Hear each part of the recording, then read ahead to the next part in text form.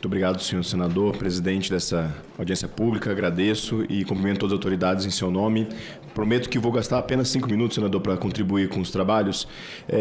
E digo de início que eu fico imaginando o empresário em casa assistindo a primeira fase dessa audiência pública, como ele ficou assustado vendo os entes brigando entre si para definir como que vão indicar e do lado de lá o contribuinte espantado como que ele vai reagir a isso. E a gente tem que sempre fazer o discurso, eu acho que está correto, de que a reforma ela tem que ser elogiada. Não é a reforma perfeita, mas foi a reforma possível, que traz sim simplificação, ela traz sim uma maior segurança jurídica para tudo que a gente tem visto nos últimos anos. Eu concordo com o meu antecessor aqui, doutor André, onde ele traz isso. Todo mundo sempre quis a reforma tributária. Na hora que ela veio, não, peraí, calma. Não, eu acho que a reforma tributária ela tem que ser elogiada. E aqui, quando a gente está tratando do PLP 108, para além um pouco dessa discussão de como que vai ser formalizado o Comitê Gestor do IBS, eu quero trazer 3 pontos basilares. Primeiro, em relação ao ICMS. Nós temos lá na Constituição, na Emenda Constitucional 132, os parâmetros para devolução dos créditos acumulados de ICMS. Só que há uma certa incerteza em relação aos contribuintes de como que isso vai ser feito. A ausência de um processo uniforme de homologação desses créditos vai gerar muita insegurança jurídica. A gente viu aqui como que a divergência de regras, de formas de escolha, pode trazer uma insegurança muito grande. Então, seria muito oportuno que ficasse expresso no PLP 108 que o comitê gestor vai definir quais são os parâmetros de um processo único que os contribuintes vão ter para homologar os créditos acumulados de ICMS. Isso não quer dizer que cada ente não vai poder fazer o seu controle. A gente apenas está dizendo que, dado o processo, o contribuinte vai, em cada estado onde ele tem o crédito, fazer aquele processo único, aquele procedimento que, no nosso modo de ver também, deveria ter um prazo razoável ali de homologação. Então, acho que esse é um primeiro item em relação ao ICMS.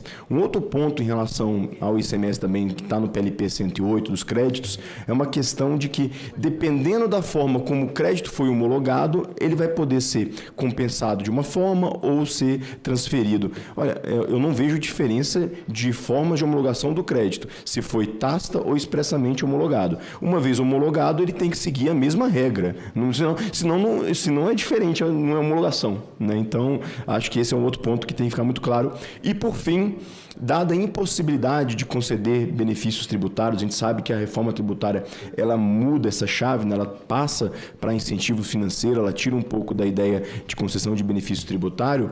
Eu acredito que poderia estar previsto na emenda, no PLP 108, uma possibilidade de que os estados, se assim desejarem, eles poderem devolver o dinheiro aos contribuintes que têm crédito ICMS de forma mais acelerada, como contrapartida a uma política pública de incentivo à industrialização ou a qualquer outra política pública que esteja vinculado ao desenvolvimento regional. Isso é extremamente possível porque na emenda constitucional está expresso que os créditos de ICMS vão ser devolvidos em até 240 meses. Isso não exclui a possibilidade do Estado definir uma devolução de forma antecipada e por que não incentivarmos alguma política pública vinculada a essa devolução do ICMS.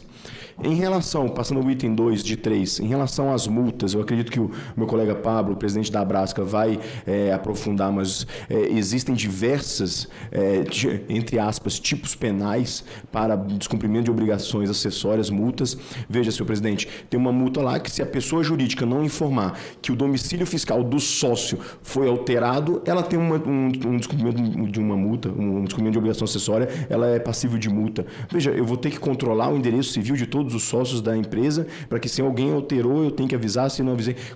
Tem algumas coisas que estão demais ali, algumas multas exorbitantes que deveriam ser melhor avaliadas. E, por fim, a maior participação da sociedade civil. Nós temos lá nos anexos da Lei Complementar 214, todos aqueles regimes diferenciados que vão passar por avaliações quinquenais, desde a cesta básica até alimentos, outros medicamentos, tudo aquilo, as políticas públicas vão ter avaliações quinquenais. quinquenais.